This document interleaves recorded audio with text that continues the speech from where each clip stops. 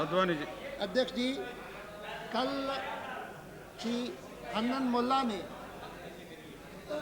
यह जो विषय चर्चा के लिए रखा और जिस पर संभवतः आपने 2 घंटे का काल दिया था, उसकी बजाय कल भी 4 घंटे इस पर चर्चा हुई।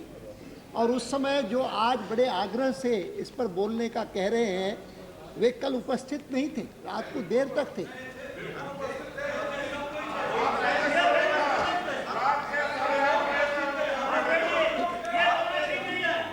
मैं जो उपस्थित थे उनके लिए नहीं कह रहा हूं, जो अनुपस्थित थे उनके लिए कह रहा हूं। No please.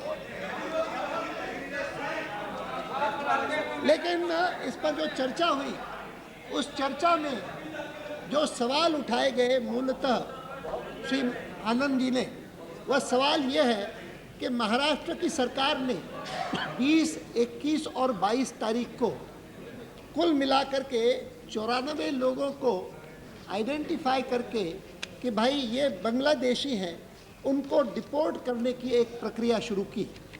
उसमें हन्नन जी का ये कहना बहुत वजनदार था कि कोई बांग्ला भाषी है, इस कारण उसको बांग्लादेशी कहना, और अगर कोई सरकार करती है तो सरासर गलत है।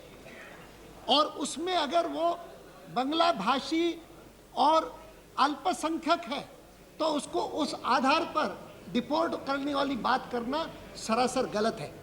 मैं 100% उनकी इस बात से सहमत हूँ कि कोई व्यक्ति हिंदुस्तान का, भारत का कोई भी निवासी, वह किसी भी भाषा का बोलने वाला हो, हिंदुस्तान के किसी भी भाग में रहने का पूरा अधिकारी है। वह बांग्ला भाषी हो, तमिल भाषी हो, मराठी भाषी हो, तेलुगु भाषी हो, हिंदुस्तान के किसी भी कोने में रहने का उसका संवैधानिक अधिकार है। जिस संवैधानिक अधिकार को किसी भी सरकार को उसको तोड़ने का अधिकार नहीं। हिंदुस्तान बोलिए, नहीं आता बोलने तो भारत बोलिए।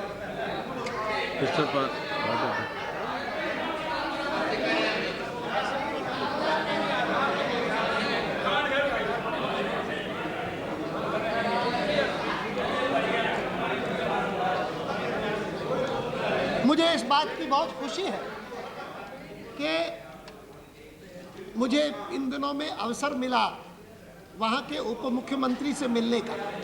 मैंने एक बयान दिया था, जिस बयान को देने से पहले महाराष्ट्र सरकार से जानकारी की थी और पश्चिम बंगाल की सरकार से जानकारी की थी। और किसी ने सही कहा कि मैंने तो केवल एक प्रकार से दोनों से जो जानकारी मिली उसको एक वक्तव्य के रूप में सदन के सामने रख दिया। अपनी तरफ से उसमें ज़्यादा कुछ नहीं कहा। न कहने का एक कारण था कि वह मामला कलकत्ते की हाई कोर्ट में चला गया था, और इसीलिए मैं सोचता था कि कलकत्ते की हाई कोर्ट अपना निर्णय दे दे तो शायद उससे कुछ मामला साफ हो जाएगा कि क्या सरकार ने कोई गलती की। मैं आज जिस स्थिति में हूँ उसमें एक तरफ तो मैंने स्वयं पूछताछ की वहाँ के उप मुख्यमंत्री से, और फिर मुझे इस बात की खुशी हुई कि यहाँ से एक शिष्टमंडल अजीत कुमार पांजा का और उनके साथ अकबर अली, ये दोनों मिलकर के, या शायद तीसरा भी कोई उनके साथ होगा, जो वहाँ पर गए, जिसका कल उन्होंने विस्तार से वर्णन किया कि उनकी क्या क्या बातचीत हुई मुख्यमंत्री से, उप मुख्यमंत्री से, वहाँ के अधिकारियों से, उनसे क्या क्या सवाल पूछे।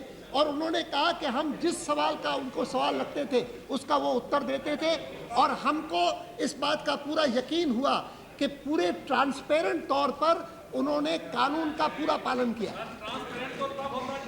डेलीगेशन दाता किसी को मना ही नहीं है, प्लीज प्लीज। और मैं केंद्र सरकार, प्लीज, केंद्र सरकार की जो जवाबदारी है वह यह है कि इस मामले में जो कानून बने हुए हैं उन प्रक्रिया का पालन होता है कि नहीं होता है।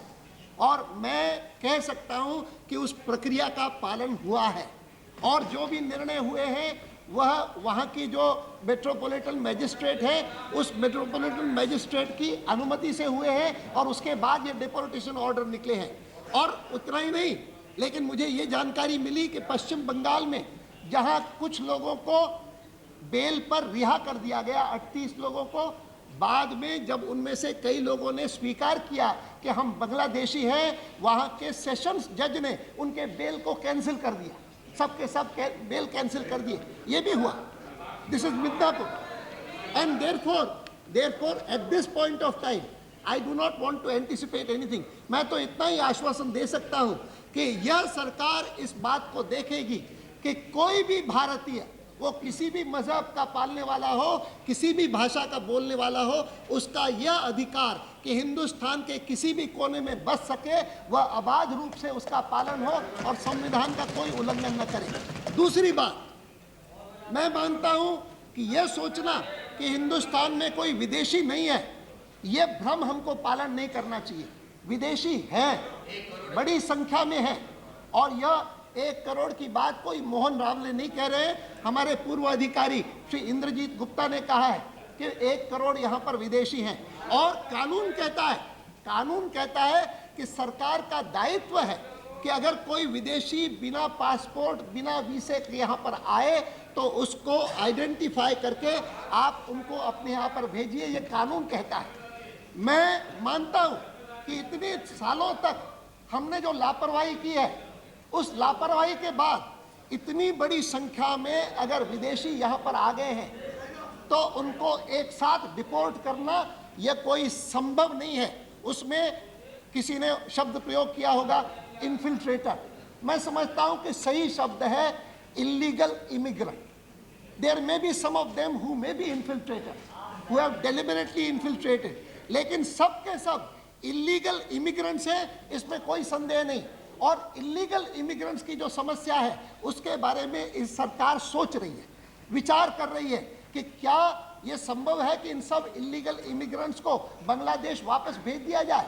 और अगर संभव नहीं है तो इनके यहाँ पर होने के अधिकांश जो लोग हैं गरीब हैं, काम काज के लिए आए हैं, रोजगार के लिए आए हैं, तो उसके मानवीय पहलू को ध्यान में रख करके इस सरकार ने अभी सोचा कि हम जिस समय एक नेशनल रजिस्टर ऑफ सिटीजन्स बनाएंगे और हिंदुस्तान भर के नागरिकों को एक परिचय पत्र देंगे, पहचान पत्र देंगे, आइडेंटिफिकेशन कार्ड देंगे, तो उस समय जो नॉन सिटीजन्स हैं, वो चाहे इलीगल इमिग्रेंट्स भी हों, उनको भी हम आइडेंटिफाई करेंगे और उनको एक ऐसा पहचान पत्र देंगे। Let him complete. Lalu ji, ये अच्छा नहीं है। Let him complete first.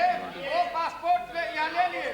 Late him complete first. What is पुराना सारा नागरिकता जो मिला ये अच्छा नहीं है।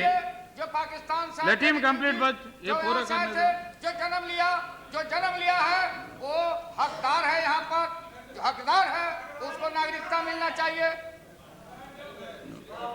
मैं इस पूरी योजना पर विचार करके और उसके बारे में पिछले दिनों में गृह मंत्रालय की सलाहकार समिति में भी उसकी चर्चा की है और उसके आधार पर इस समस्या Lalu ji, please, no running commentary, please. What is this when the minister is giving his reply? मानवीय हल की व्यवस्था यह सरकार करेगी, इतना ही मुझे अनुरोध करना है।